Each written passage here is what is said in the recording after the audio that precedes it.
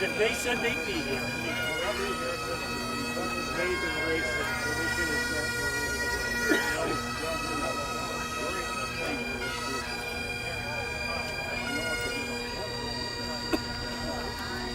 Yeah, they came to a hover.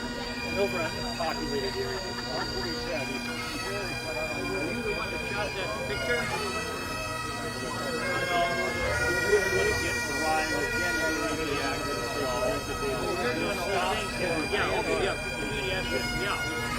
I used to get that shit out and we did that at different places, and we got populated here. I don't even spend it. And that is such a patriotic. See that sugar line?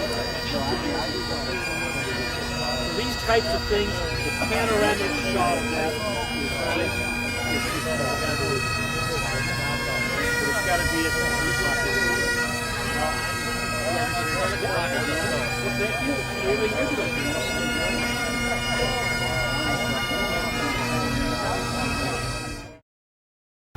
Good morning. Your Excellency Ambassador Lee Tae-sik, Major General Randy Mosley, distinguished guests, ladies and gentlemen, welcome to all of you today for joining us at this ceremony marking the 10th anniversary of the Korean War Memorial here in Missoula. I'm Mark Johnson of the Montana World Affairs Council, and on behalf of the commemorative partners listed in your program, as well as the members of the Korean War Memorial Committee, we'd like to thank you all for joining us here today. Now, ladies and gentlemen, would you please rise for the presentation of the colors of the Republic of Korea and the United States, followed by the playing of the two anthems and the invocation delivered by Gordon Reed, Captain, U.S. Navy, retired.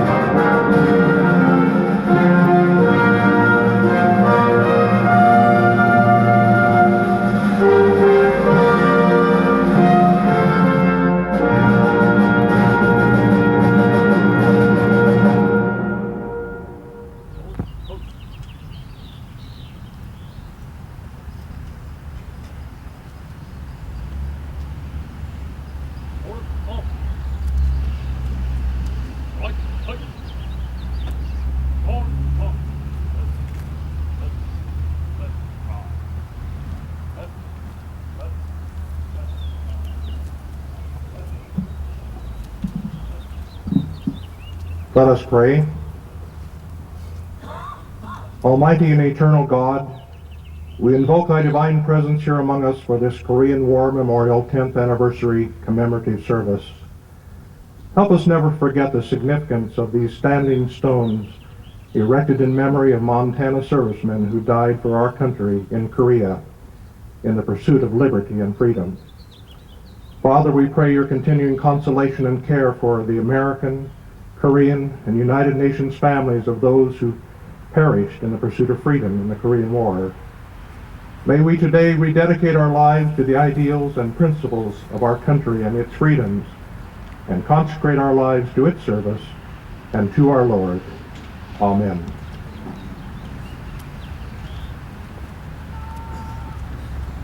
Please be seated.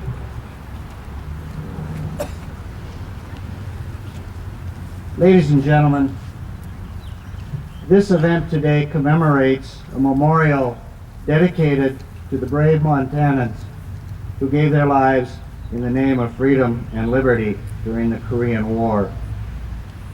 We also pay tribute to the strong ties between our two countries and peoples who have sacrificed so much together.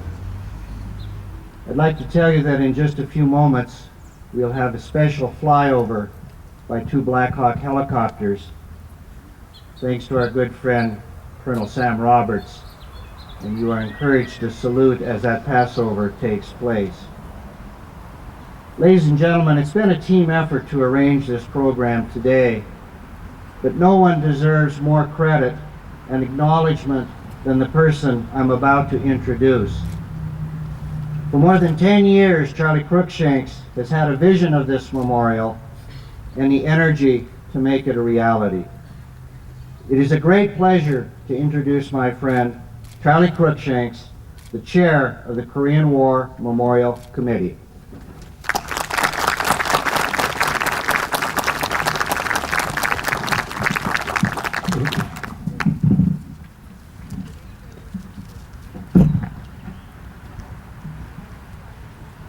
Good morning and welcome to the 10th anniversary commemoration ceremony of the dedication of the Korean War Memorial. Our committee completed and dedicated the memorial on Flag Day, 14 June 1997. The memorial was brought in under budget and ahead of schedule. The total cost was approximately $125,000, consisting of cash donations and several $1,000s of gifts in kind from many patriotic citizens, businesses, and veterans organizations throughout Montana. The theme 10 years ago was the Forgotten War. Today it is Lest We Forget. This memorial honors the sacrifices made by over 20,000 Montanans who served, and in particular the 138 who unselfishly gave their lives defending the freedom of a people and a country thousands of miles away that many had never heard of. Time has a way of blurring and erasing memories. That's why memorials such as this are important. This is also a time to remember those who have gone before in previous conflicts, including POWs and missing in action, and those brave men and women serving in Iraq and Afghanistan. Today's ceremony has been made possible through the efforts of many individuals and organizations who are listed on your program, and the members of the committee also listed on your program. And at this time, I'd like to have the members of the committee please stand and be recognized. Raise your hand, please.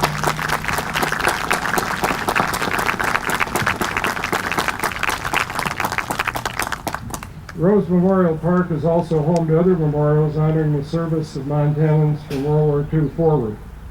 And I urge you to take time today to walk around the park and review these. This park is remarkable in that it is the only one in the Pacific Northwest that combines the Rose Garden and memorials. So please take advantage of this. Montana has one of the top 3 highest veterans to general population ratios in the nation. We have approximately 900,000 people in this state. We have 109,000 veterans, 36,000 of whom reside in the 10 counties west of Lewis and Clark. Would all veterans that are here today excuse me, Please stand and accept the thanks of a grateful state.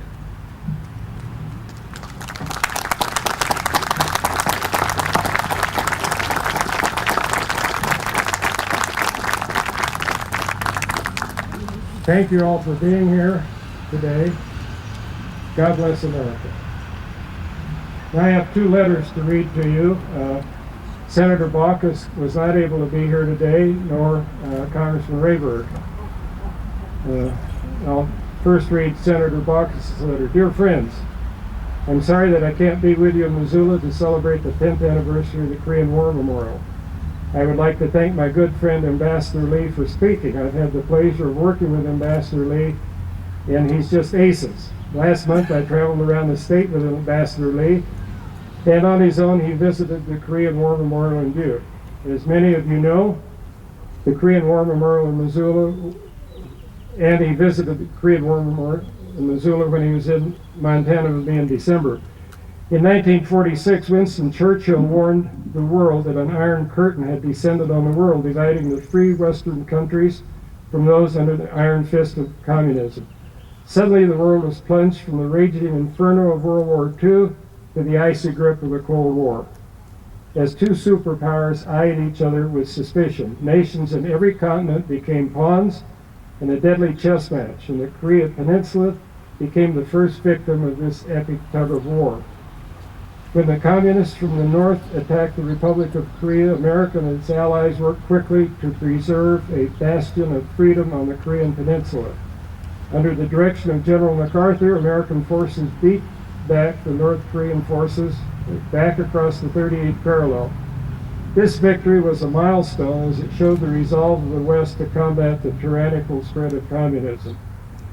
Enjoy the rest of the ceremony, and let us never forget the brave men and women who fought to protect our freedom. All the best, Max Baucus. This is Congressman Rayburg. Dear friends, it is an honor to greet you as we gather to celebrate the 10th anniversary of the Montana Korean War Memorial. Welcome. They call it the Forgotten War. Tucked in between World War II and Vietnam, the Korean War called forth and took away many of the best of us. Some 37,000 Americans gave their lives in the Korean theater. Over 92,000 were wounded in action. At the last count, there are still over 8,000 MIAs. It still might be called the Forgotten War, but to those of us who cherish peace, who honor the liberties we share under this flag, who love our country, and who revere those willing to lay down their lives for these precious things, the Korean War, or any other war to which we send our troops, will never be forgotten. You folks here in Missoula did not forget. You found a way to secure the site, raise the money, and create this memorial to honor you and your friends who answered the call. The memorial honors those who made the ultimate sacrifice. The presence of Ambassador Lee Tae-sik here today signifies how important your service in Korea is to the people of the Republic of South Korea. We know full well that freedom is never without a heavy cost, but since the founding of our great nation, we've always been prepared to pay that price, to defend our families, to defend freedom, and to liberate the oppressed. Here at the 10th anniversary of the Korean War Memorial, we are reminded of how much we owe you. Your service to the United States of America during the Korean War is honored and recorded and will never be forgotten, neither in the archives of our country nor in the hearts of your family and friends. May God bless you for all you've given and for all you continue to give, and may God bless the brave men and women serving this nation today. Sincerely, Benny Rayburg. Thank you.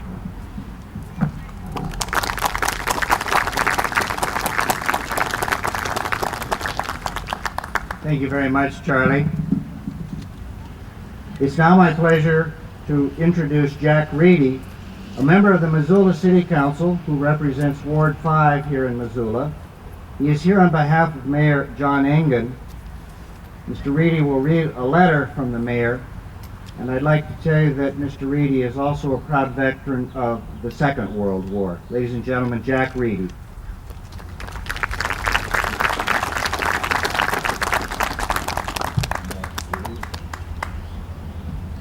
Good morning.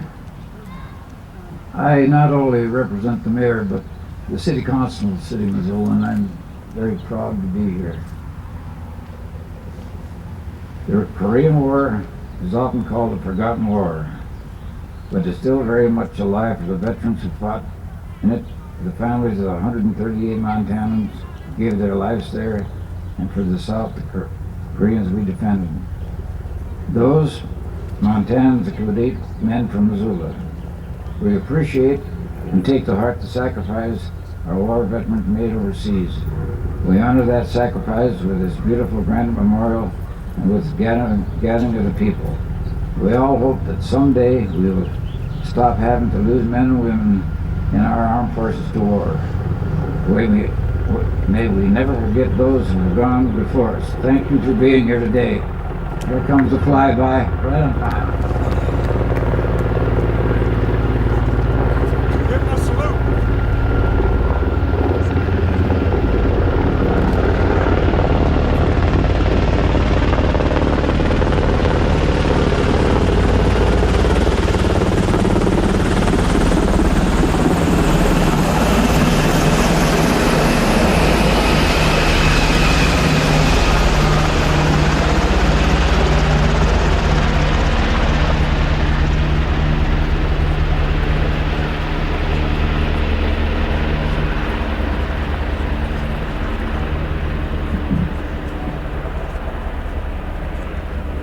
Once again, our thanks to Colonel Sam Roberts for arranging that flyover. I thought you might be in one of those birds flying. Ladies and gentlemen, today we are privileged to have with us Major General Randy Mosley, who represents the great state of Montana. General Mosley has a distinguished 37-year military career and has served as the Adjutant General for the state of Montana and Commander of the Joint Forces Headquarters, Montana, since 2004. It is a great honor to welcome here today to our ceremony, General Mosley.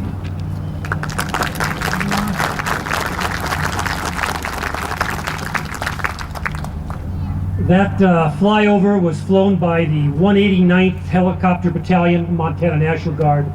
They returned from Iraq in 2005 after a year of service there. Nothing can go wrong for the rest of the day. I was asked whether or not those helicopters would be here, and I gave that, I'm just a general, what do I know about whether they're going to show up or not? And I heard that several times, and Colonel Roberts assured me that he had contacted the commander of that outfit and they would be here. Then I knew the heat was on. Those helicopters had better arrive at 10:15, or I will be tarred and feathered. I will be run out of this wonderful city and never allowed to return.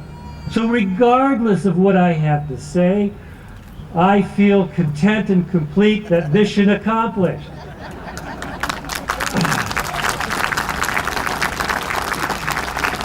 I want to thank the committee members for organizing and setting this up, Ambassador Lee, General Running, all the servicemen and women here today, our veterans, and especially their family members and friends.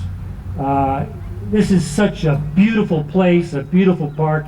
I can't think of a better place to be today, and there's lots of places you can choose from. But look, on behalf of all the members of the armed forces and their families, I'm really deeply appreciative of you all being here today. This is the 10th anniversary of this very wonderful Korean War memorial. Today is a day of remembrance.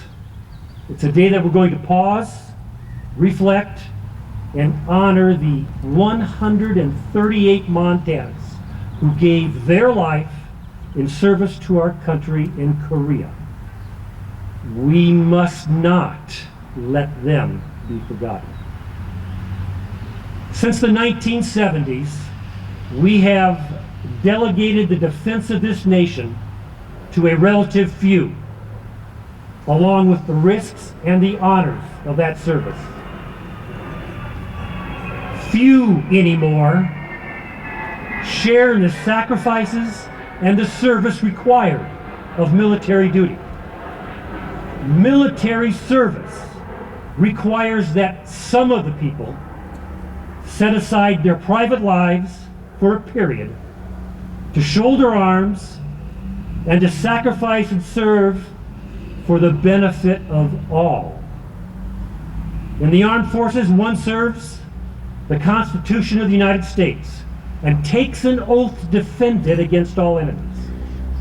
We are proud and deeply indebted to those who served in the armed forces during the Korean War.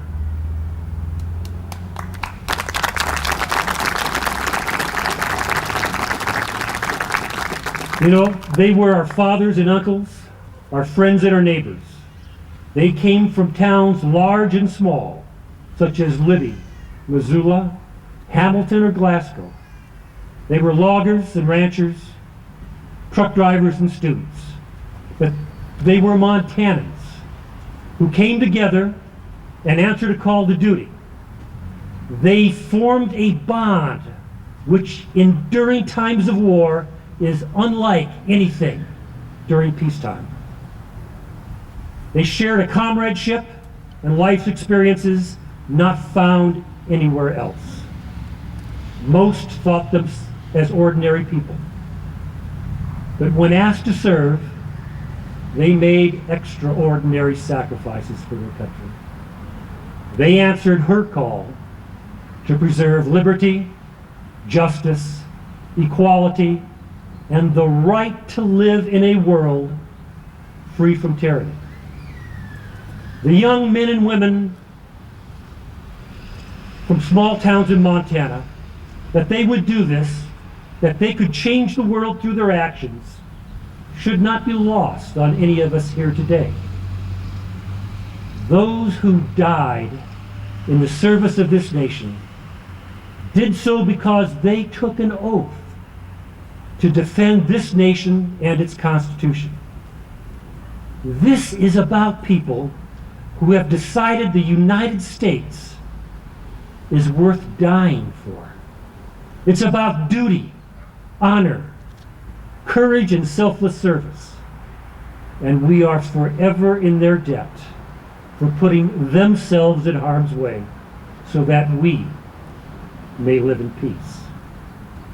As a soldier, I understand the depth of their commitment, and I'm grateful for the results of their actions. As a human being, I share the pain and the sorrow for their families, for the sacrifices they were made to bear. For while we may wish it otherwise, no war can be won without young men and women dying. Those things that are precious, those things that we hold dear, are saved only by sacrifice. And that sacrifice is the same, whether it is for a popular war or an unpopular war. I'd like to finish with the words that appear in a memorial within Arlington National Cemetery. Nothing speaks higher to the memory of the fallen than these. Not for fame or reward, not for place or rank, not lured by ambition or guided by necessity, but in simple obedience to duty, as they understood it. These men suffered all, dared all, and died. Thank you, everyone, for being here on this day of remembrance. The brave souls that we commemorate today proved their worth. And may God bless them, their families, our veterans, and all our servicemen and women who are still serving in harm's way today. Thank you for allowing me to be here.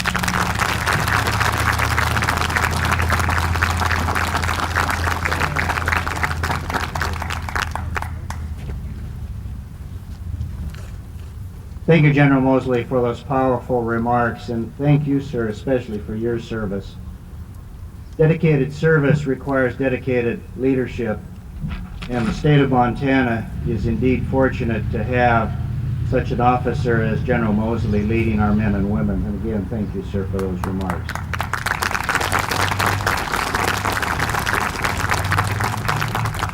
There's one other person here that I wish to introduce to you, and that is Major General Nels Running, U.S. Air Force retired. General Running is a Montana native, U.S. Air Force Academy graduate, and was the National Executive Secretary at the Pentagon for the National 50th Commemoration of the Korean War.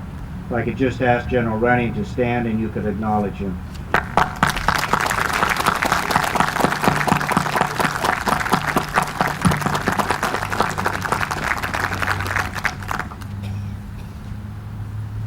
Ladies and gentlemen, our distinguished visitor, Ambassador Lee Tae-sik, is one of Korea's most senior diplomats. Indeed, he is one of Asia's most distinguished diplomats as well. His career has spanned 4 decades and 4 continents.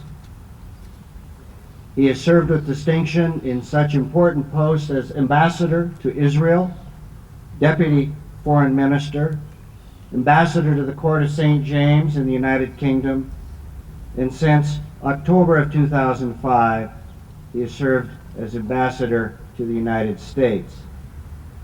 We are deeply honored that he would take time from his schedule to be with us here in Montana. Let me just tell you, accept this as a fact, his schedule is very, very demanding. And for him to take time to be with us is a considerable honor, and we thank him for that. May I also present to you his wife, Madam Lee, who is with him, and Air Force Attaché Colonel Kim from the Embassy of Korea. I'd like you to join me now in welcoming back to Missoula Ambassador Lee.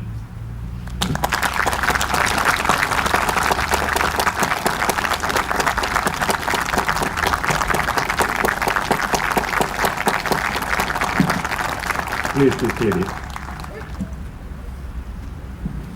Thank you, Ambassador Johnson and General Mosley, Mr. Charles Cruikshank, General Running, Mr. Reed on behalf of City Mayor India, distinguished guests, ladies and gentlemen, our beloved Korean War veterans. I am very pleased to be here with you again in several months' time. Last December, I was here to pay my tribute to our Korean War veterans. And at that time, Mr. Cruikshank asked me if I could come back when we have 10th anniversary of this commemorative service of the dedication of Korean War Veterans Monument. Without any hesitation, I said yes. And I said I will come back, and I came back.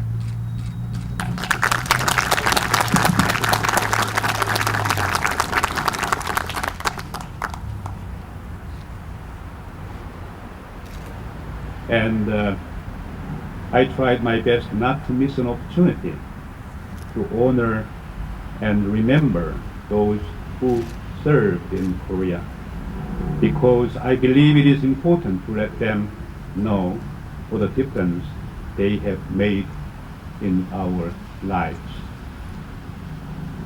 So on behalf of the government and the people of Korea, I'm here to convey to our Korean War veterans and also to those who have fallen in Korean battlefield to protect my country and people. And also to their families, our most profound thanks and appreciation.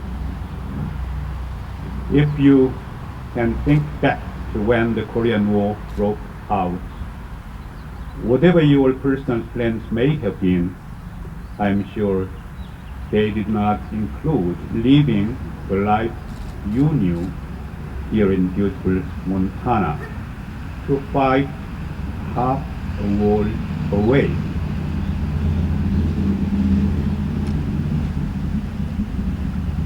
But you put on a uniform and you serve, and by holding the line against communism, you preserve the hope of freedom for generations of my countrymen.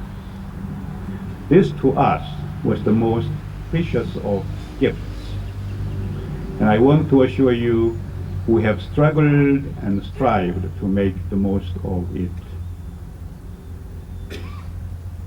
First, over the past 5 decades, Korea has climbed the ladder from poverty to a global economic power, the 11th largest economy in the world, and the leader in areas ranging from shipbuilding to information technology.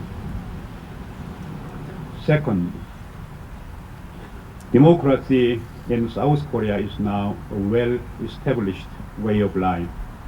Today, our people are free to pray, to protest, or print just about anything they please.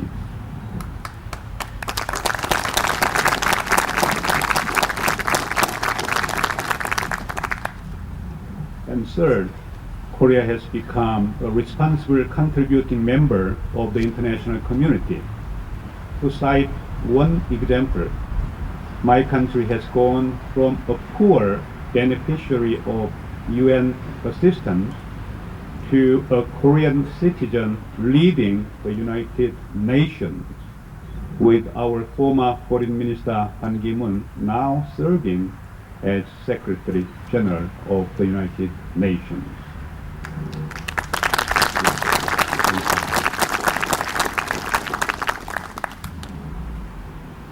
This has been made possible thanks to your effort, support, and assistance.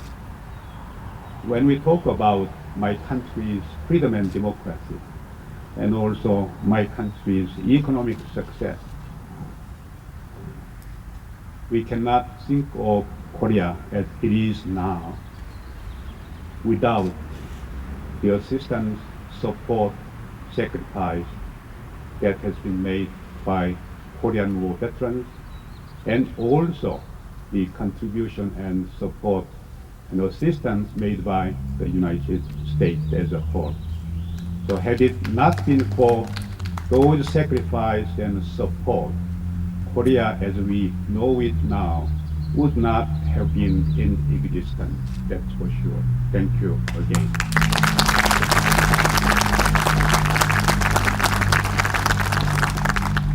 So again, I repeat, throughout our struggle to join the ranks of productive nations and industrial countries, the United States has played a vital and key role in reinforcing Korea's security and bolstering our economy. So although we are very proud of our hard-earned accomplishments, the Korean people remain grateful for the generous assistance that helped us to achieve the twin successes of democracy and the market economy, while becoming a contributing member of the world community. And our appreciation is not just rhetoric. In all 4 major conflicts since the Korean War, South Korea is one of just a few countries in the world to stand and fight with the United States, as we did in Vietnam, the Gulf War, Afghanistan, and currently in Iraq.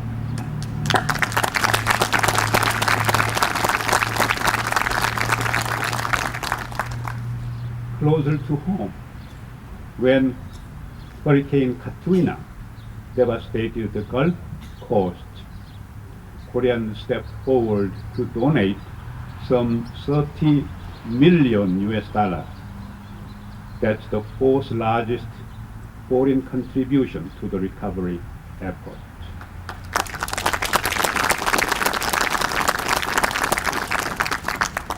In short, for more than 50 years, our two countries' relationship has not only stood the test of time, it has earned the distinction of one of the most successful alliances in history. Yet, an alliance cannot remain at a standstill. It constantly evolves to accommodate the changing needs of strategic relationships between alliance members. To this end, we are currently upgrading and transforming our security cooperation and shifting responsibility more toward Korean forces as our capabilities improve. Our two countries are extending our political cooperation to include critical global issues such as fighting against terrorism, weapons of mass destruction proliferation, human rights, and so forth. And we are jump-starting our economic relationship with the historic free trade agreement on which we completed the negotiations on this past April the 1st. In fact, this Korea-US free trade agreement will be our most significant bilateral agreement since the Mutual Defense Treaty of 1953. And by extending the economic dimension of our relationship, the FTA reinforces our alliance partnership. Nevertheless, the biggest challenge our two countries face remains the ongoing North Korean problem, and particularly North Korean nuclear issue. After more than a decade of negotiations, we know that this issue can be fully resolved only through a long-term comprehensive approach that leads North Korea to become a responsible member of the international community. To this end, the six-party talks in Beijing this past February produced a plan to move the negotiating process from talk into the action. Despite some bumps in the road, I believe the political will is there for a solution.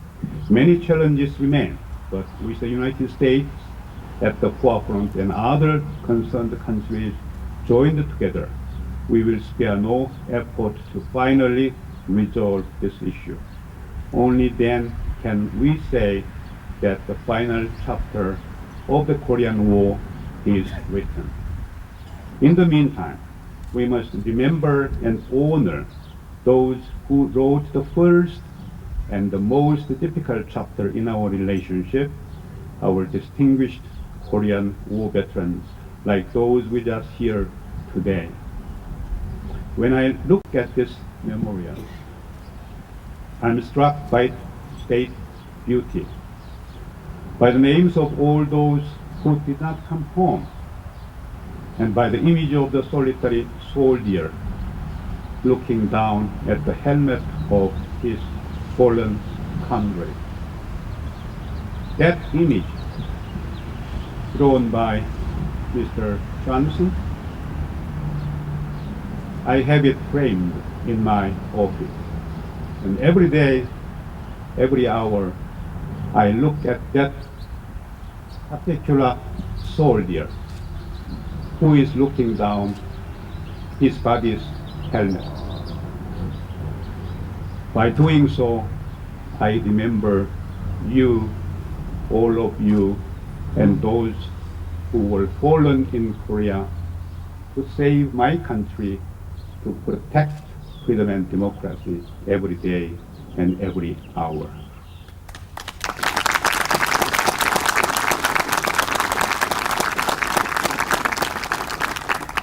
And also thanks to Mr. Cruikshank and others' dedicated effort, I have my own cherished copy of this artwork, every day in my office, and I love it.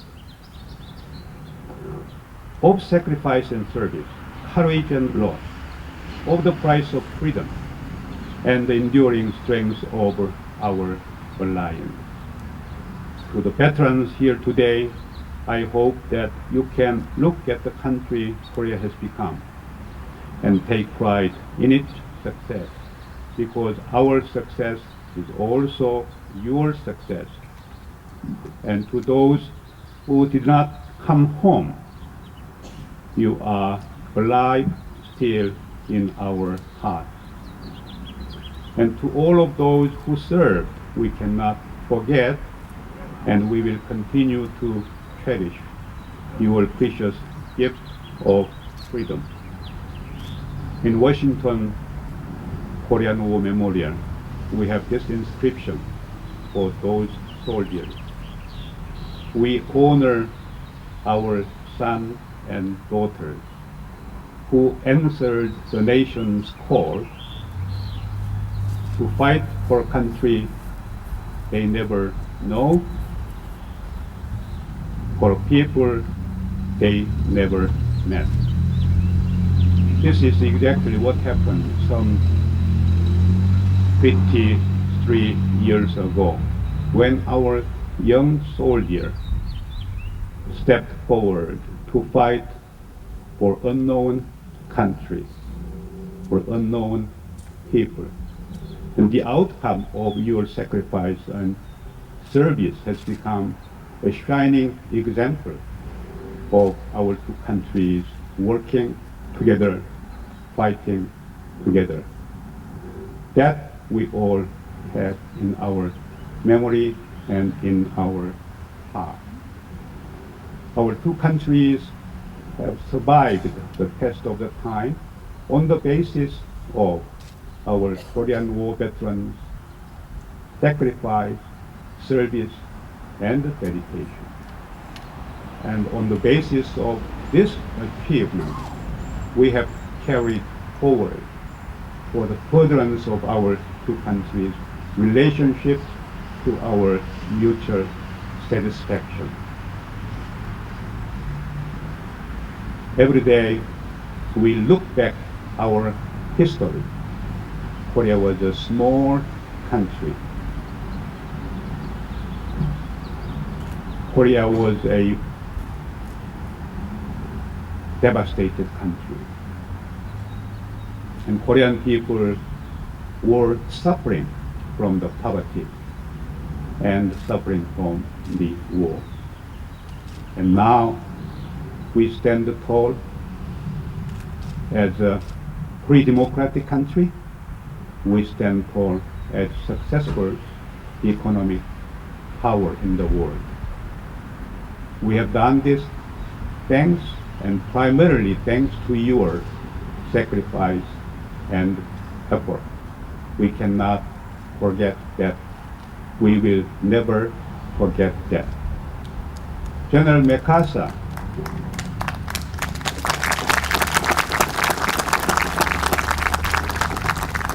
once stated that all soldiers never die. They just fade away. But our Korean War veterans, our beloved soldiers, they will never die, nor they will fade away. They will be alive in our memory here and in our heart here. Once again,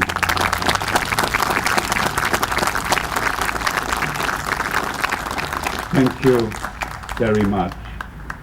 Thank you very much. God bless America. God bless Korea.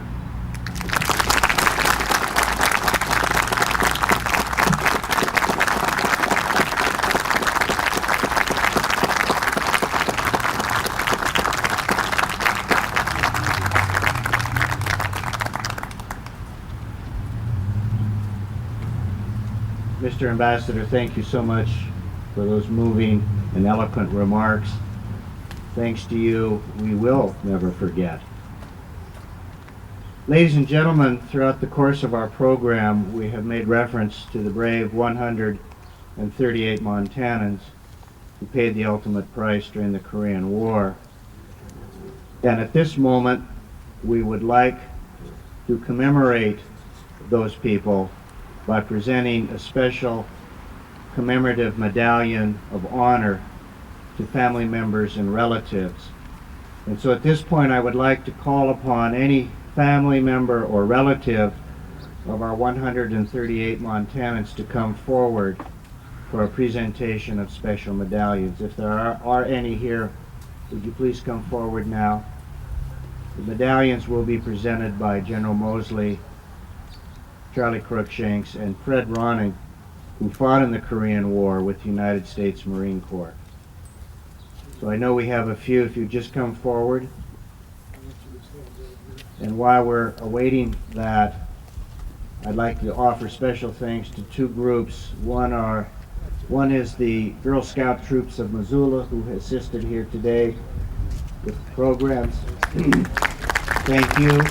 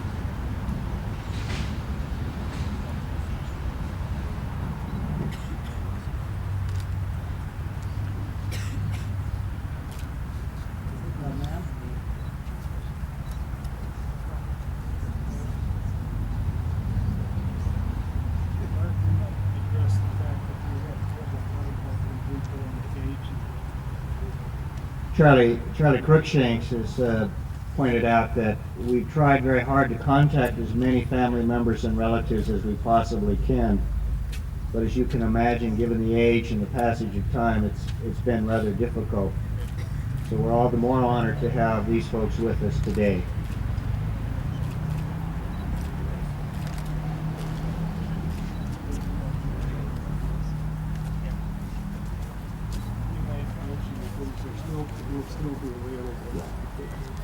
And these special medallions will still be available if you will contact Charlie Cruikshanks.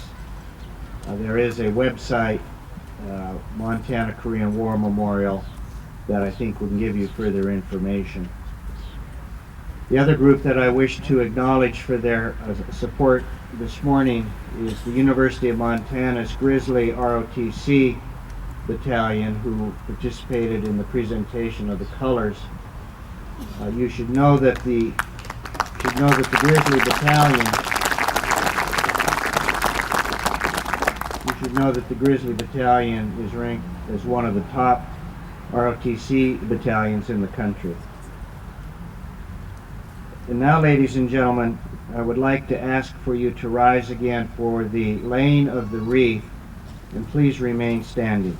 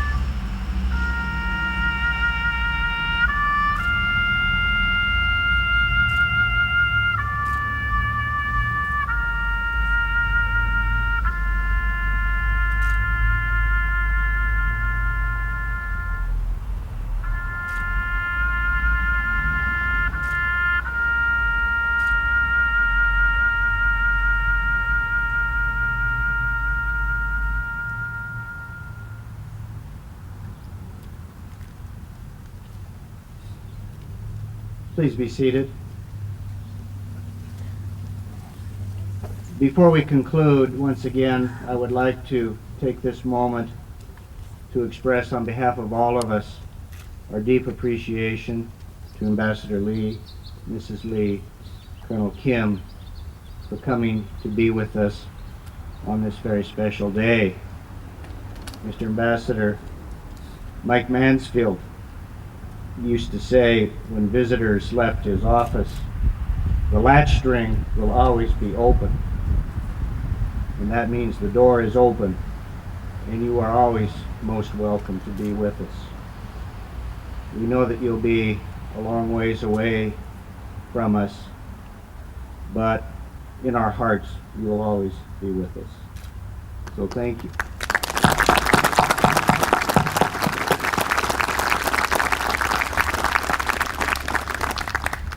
During his last visit to Missoula in December, Ambassador Lee presented special mementos to Korean War veterans.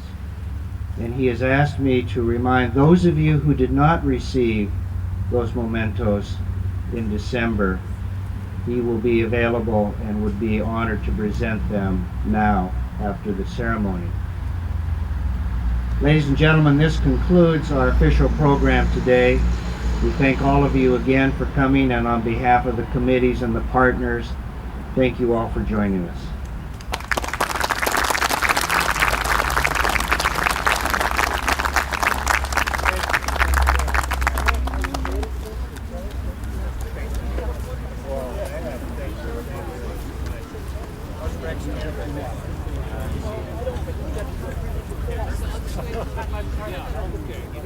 Okay.